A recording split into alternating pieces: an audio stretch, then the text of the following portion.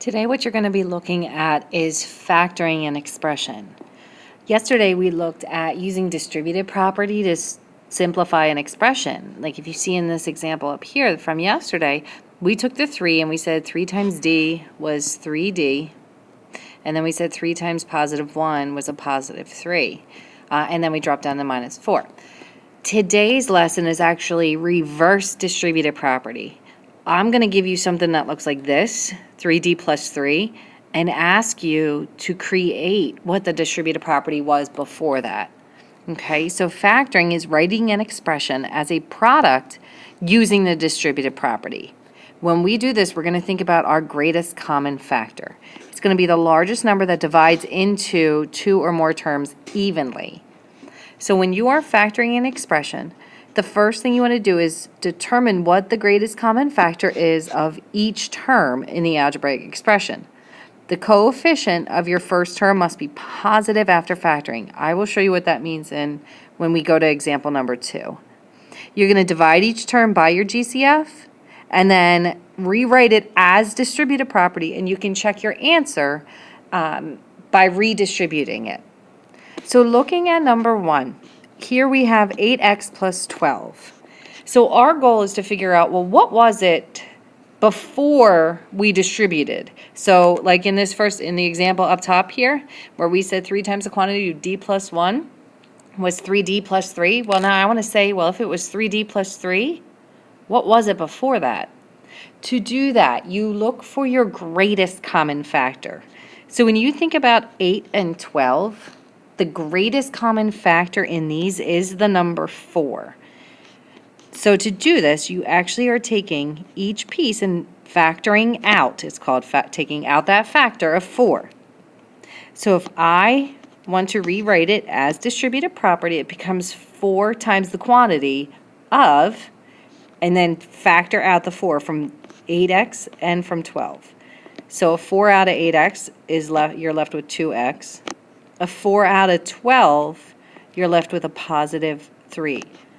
I can check myself by redistributing that 4 to both terms. So 4 times 2x, yes, that is 8x. 4 times 3, yes, that is a positive 12.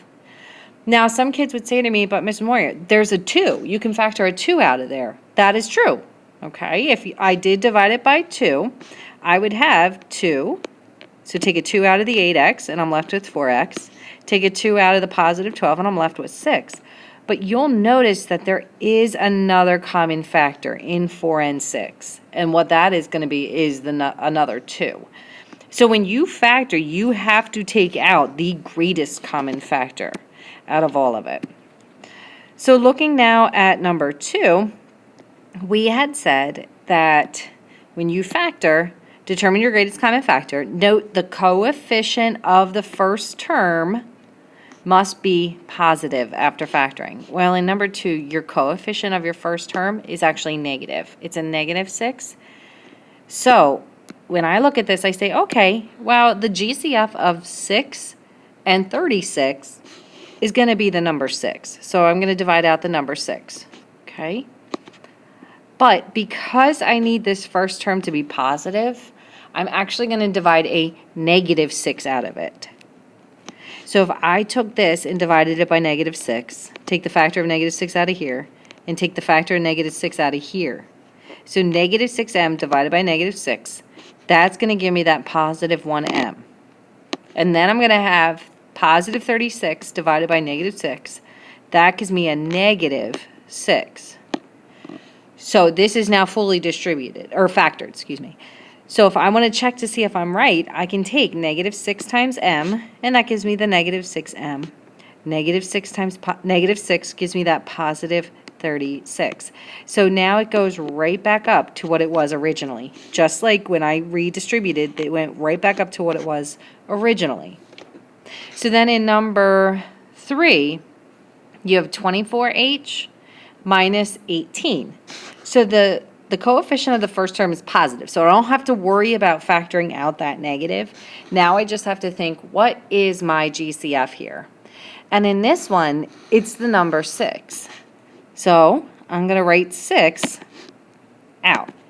what you're actually doing is dividing the whole thing by the number 6. So 24h divided by 6, that's going to leave me with 4h, because 24 divided by 6 is 4, and then the h is going to travel along.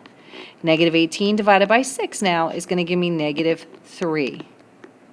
So this now is fully factored. I took the GCF out of both terms, out of this term and this term. I took the GCF of 6 out. So now I can check to make sure I'm right and redistribute. 6 times 4h is 24h. 6 times negative 3 is negative 18. So yes, I am right because it redistributed back to that original problem. So factoring is taking a look and making these two terms, rewriting it as the distributive property. So working backwards. Before, I gave you this here and said distribute that. Well, now I'm giving you this and saying, what was it before I distributed? To do that, you just think about your GCF of the terms, your greatest common factor of both terms, and rewrite as distributive property.